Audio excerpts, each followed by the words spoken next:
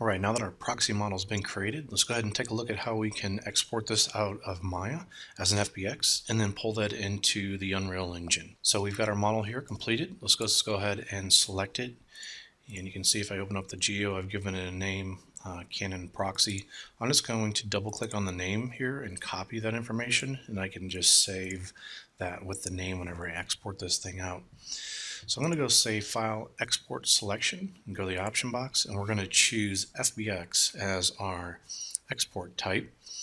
And if you don't see the FBX export as an option in here, let's just go ahead and double check that that's loaded in our plugin. So we're going to go to Window, and we're going to go to Settings and Preferences, and then go to Plugins Manager, load that up, and then look for anything that would say FBX on here.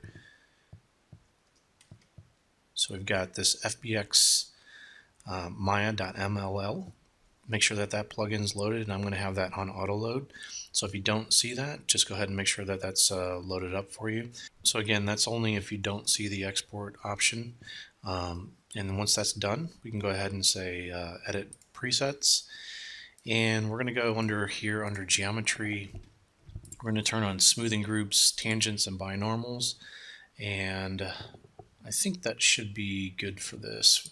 We'll go to Animation. We don't need anything for animation. We're going to be considering this a static mesh, where it's just a mesh that will be static and have no animation data from bones. So we don't need anything for animation there. And so let's go ahead and close. We could save this as a preset if you wanted. Then that way you know you load every time you do a static mesh. You could have these options. That's up to you if you want to use that.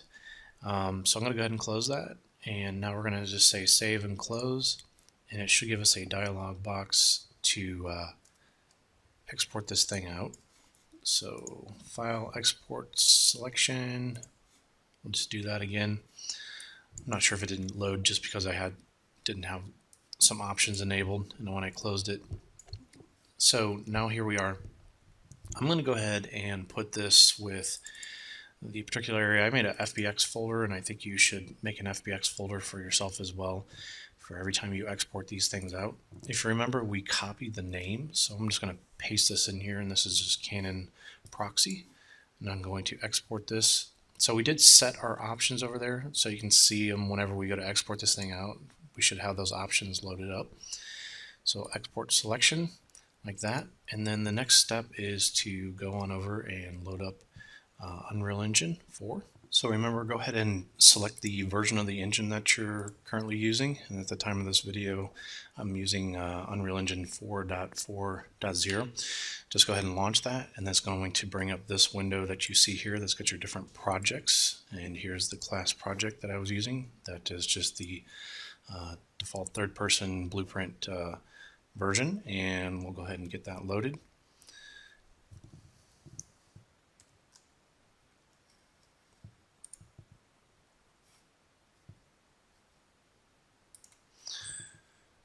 And so here's Unreal Engine 4 loaded up with inside of here. Next thing, we're going to pull our proxy model in. So it's possible we can make a folder for ourselves, and we can just click under Game, and you can see all these different folder structures that they got here. Let's just go ahead and say New and New Folder, and we'll call this Proxy.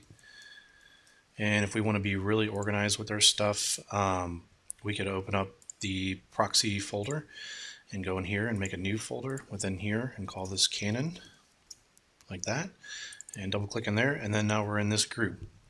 And now it's just a matter of us going in and saying import. So let's go ahead and import, and we're going to search for that that tool that we exported out as an FBX, and here's my Canon proxy.fbx. I'll go ahead and open that up, and it's going to ask you, what do you want to import this thing as? And we want to import this as a static mesh.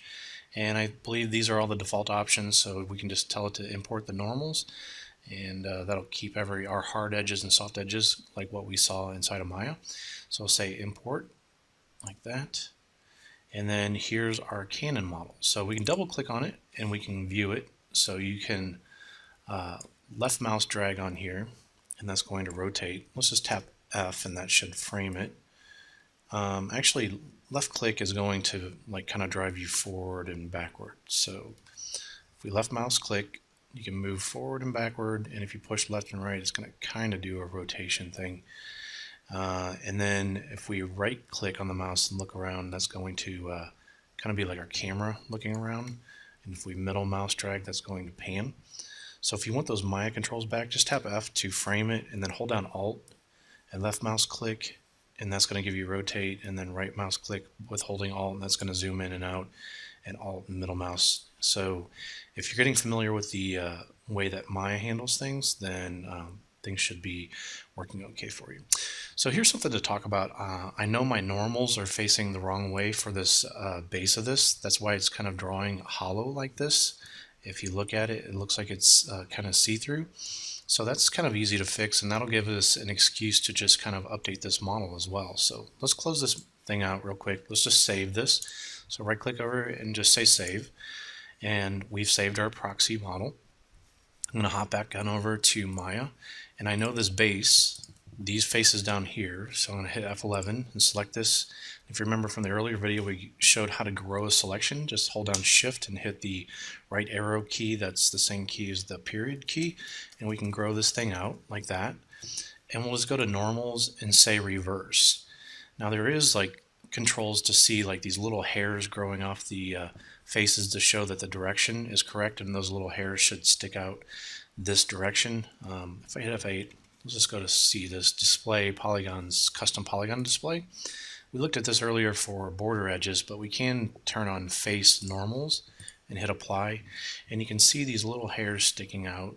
We can increase the hair size of those, the normal size, and you want to make sure they're all kind of growing out from the surface. That's just a way that you can check that. I'm going to hit apply and turn that off. And so now, anytime we do any kind of change, it's pretty easy for us. I'm just going to save this model. I'm going to save this scene, and then I'm going to export this thing back out. So we're going to say File, Export Selection, and we run FBX, so we can just overwrite the Canon proxy. Let's just export that over the top of it, and we replace it. And then now when we go into Unreal Engine 4, let's go here. We go to our proxy model. It's really easy to update this thing. We can just right click on this and it knows where it was imported in from before. So we can just say re-import like that. Now let's double click on it and we'll take a look at it. So again, I'm going to tap F to frame it, hold down Alt and left click and drag, and that's going to give me my normal Maya kind of rotation. Another thing we can do is hold down L and the L key and then move this thing around, and we can actually change the light direction in here, kind of how we're previewing it if we want to. You see it's going to put this default material on it for us with this checkered pattern. So that's cool. We can just leave it like that for now. Let's just go ahead and close that. We'll save it. Okay, right here, right click and just say save. And then now we can take this and we can place it into the world. So let's just click and drag out on a piece of geo here like that. And I'm going to tap the space bar, and then I'll put this from translation rotation. Let's just rotate it 90 degrees like that. We'll put it on the translate tool and then push this back like this. And the other thing I'm going to do, I'm going to make a copy of it. So if I just hold down Alt while I click and drag on this manipulator for move, it makes a copy of that, which is pretty cool. So we can make two more over here. So I'll click this, hold down Control to add to my selection, hold down Alt and click and drag, and I've just made two more copies like that. Okay, so in the earlier videos when we first looked at Unreal Engine 4, we also looked at that we can go ahead and play in selected viewport. So I'm going to hit play, and then I can tap F11 to go into a full screen mode. And we can just kind of move around and we can kind of see this is the scale of these cannons that we've made, and we can kind of check this thing out. Now we can just walk right through this thing, and that's probably not the behavior we want. We probably want to set up some collision with this so it actually collides. The character can't travel through it. So let's hit escape, tap F11. Let's double click on our cannon over here and it'll bring up the static mesh editor window. And we can turn on collision, and we shouldn't be able to see anything because there is no collision at this point, but we can create some simple collision by going up here and saying collision, and we could tell it to do a box simplified collision, and you can see it's just going to throw a simple box around it for us. Now if we needed to be very specific about this collision and actually have it follow the shape a little bit better, there are some different methods that you can try out with this. Let's just hit undo real quick, and maybe we can try this 26 DOP simplified collision like that, and you can see how it fits it to the shape a little bit better. Now it is possible that you can make your own collision inside of Maya, and we'll probably look at that at a later time, but this should be enough to get you going. And you can go ahead and save it here. Anytime you see that little asterisk symbol down there, it means you need to go ahead and save your work. And so let's go ahead and click and save here, so you can save it in that window, or you can just right click in there and save. Okay, so let's play this again.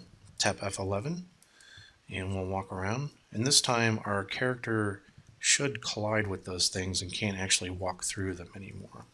Okay, so that's the level of detail I want you guys to be going through for these proxy objects. I want you to get them built, get them placed inside of Unreal Engine 4, and just do some simple collision on them so we can actually see the quality of the model, check out the shape, check out their size, and make sure that everything is working well for these things.